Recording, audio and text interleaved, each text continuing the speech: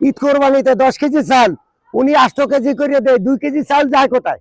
সুটিয়াকাটি ইউনিয়নে যে সচিব আছে এর কাছে একটা জন্ম নিবন্ধন করতে হলে বাচ্চাদের জন্য 500 করে টাকা রাখে। আমরা জানি সরকারি রেট হলে 300 টাকা, এরা 500 টাকা।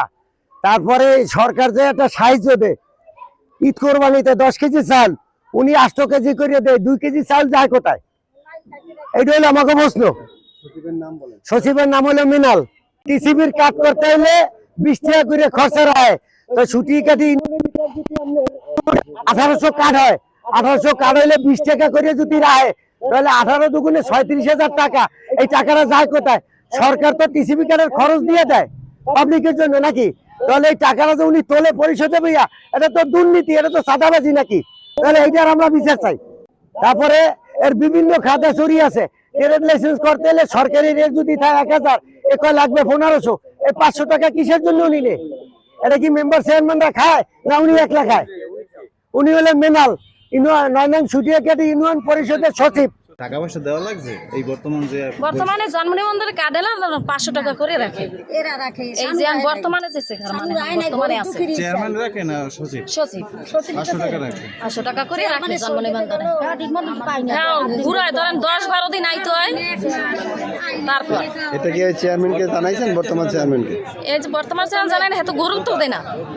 সে কি এত গুরুত্ব দেয় না যে এটা আমরা কি কন, আপনি এটা কি কন, আপনি কি এটা আমরা চিনি না। এ বিষয়ে এগুলো সম্পূর্ণ মিথ্যা। আমি অফিসে আসি না, এই কথাটা কেউ বলতে পারবে না। আমি 9টা থেকে 9:30, সর্বোচ্চ 10টায় আসি। পথে হয়তো 2-1 জনের সাথে যদি কোনো সময় হয়তো কথা বলা লাগে, চেয়ারম্যান হিসাবে একজন একটা কথা বলতে চাইলে আমার সেটা শুনতে হয় বা বলতে হয়, এই জন্য 2-4 মিনিট দেরি হতে পারে। তবে 10টা থেকে 10:15টার উপরে আমার যায় না, এবং 3টা-4টা এমনকি সন্ধ্যার পরেও আমি যাই। আমি আসি না, এই কথাটা যদি কেউ বলে সেটা সম্পূর্ণ মিথ্যা কথা বলে। আমার নাম এইরকম কোনো কথা ইনশাল্লাহ বলতে পারবে না। তবে সদস্যদের বেলায় সদস্যরা রেগুলার আসে না, এইটা ঠিক আছে, কিন্তু আমার বেলায় এই অভিযোগটা সম্পূর্ণ মিথ্যা, এইটা সত্য নয়। আরেকটা বিষয় আছে, আপনার যে সচিব জি মিনাল সাহেব, জি তাকে এসে পেলাম না, সে অফিসে নাই। মূলত তার বিরুদ্ধে অভিযোগ সে বিভিন্ন কার্ডের সুবিধা নেওয়ার জন্য, যে বিজিবি কার্ড, তারপর আইডি কার্ড, জন্ম নিবন্ধন, এগুলোর বিরুদ্ধে এগেইনস্টে টাকা নিতেছে। এটা 500-700 আমার জানা নাই। তবে আমাদের প্রাক্তন যে চেয়ারম্যান ছিল অসীম ভাই, তখন একটা আমাদের মিটিংয়ে সিদ্ধান্ত হয়েছিল যে আসলে তো 50 টাকা হইলো সরকারি ফি জন্ম নিবন্ধন। তা 50 টাকা ওই সময় যে তাদের কিছু খরচা, কালি যায়, কাগজ কলম যায়, তখন কিন্তু 150 টাকা একটা রেট করে দিয়েছিল যে জন্ম নিবন্ধনে 150 টাকা নেবা। ওই পরিষদের হইতে কিছু থাকবে 50 টাকা, আর ওই 50 টাকা তাদের ওই খরচা খরচা, এরকম একটা কথা ওই সময় পাশ করে গেছিল। এরপরে তো এইভাবে চলছে। তারপরে এই আমরা এই যে জুলাই মাসের 1 তারিখ হইতে এইটা দেখছি যে অনেক জায়গায় এইটা নেয় না, কম নেয়, নিতে শুরু করছে। ইউনোরও নির্দেশ আছে যে আপনারা কোনো রকম 50 টাকার বেশি নেবেন না। যাই হোক, সর্বশেষ আমরা জুলাই মাসের 1 তারিখ হইতে আমরা 100 টাকা ফি করা শুরু করছি। 100 টাকা ধার্য করা হয়েছে, 100 টাকাই নেয়। এখন সচিব যদি 200, 300, 500 এইটা আসলে আমার জানা নাই, তবে 150 টাকা নিত এইটা আমার জানা।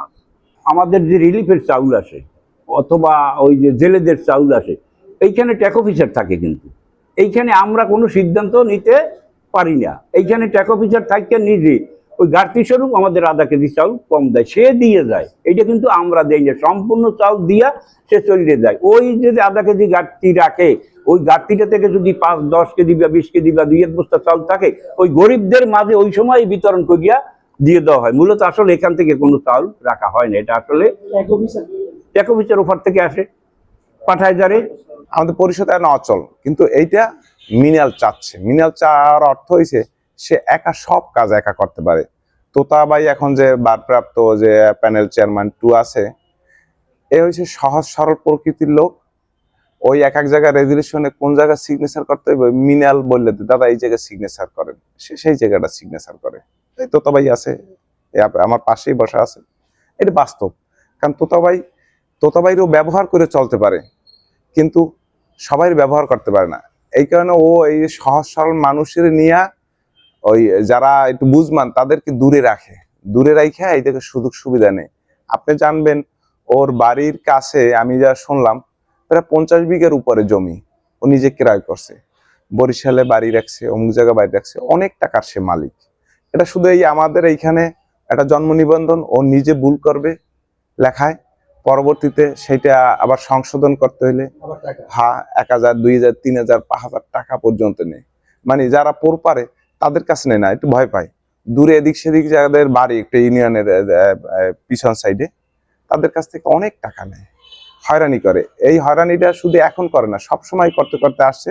যখন বিগত দিনের চেয়ারম্যান ছিল অসীম সাহেব ওর এই অনিয়মের কারণে এখান থেকে সরাই দেওয়ার পরে অন্যত্র গেছিল, আবারও টাকা পয়সা দিয়ে এই জায়গায় আসছে। এই জায়গাটা ব্যবসা প্রতিষ্ঠানের এরিয়া, অনেকের ট্রেড লাইসেন্স লাগে, বিভিন্ন ইসে অনেক টাকা এই জায়গায় ইনকাম। হ্যাঁ, তো এই কারণে এই জায়গায় লাভ বেশি, আবার টাকা দিয়ে উপরে এইখানে আসছে। আর আওয়ামী লীগ সরকারের সময় হিন্দু সম্প্রদায়ের প্রতি একটা তাদের এক্সট্রা সফট কর্নার ছিল, ওইটারে দেখাইয়ে এইখানে আবার দ্বিতীয়বার আসছে। এবং আমাদের এই এলাকার 90% লোক মুসলিম, ও এই জায়গা প্রত্যেকটা মানুষকে হয়রানি করে।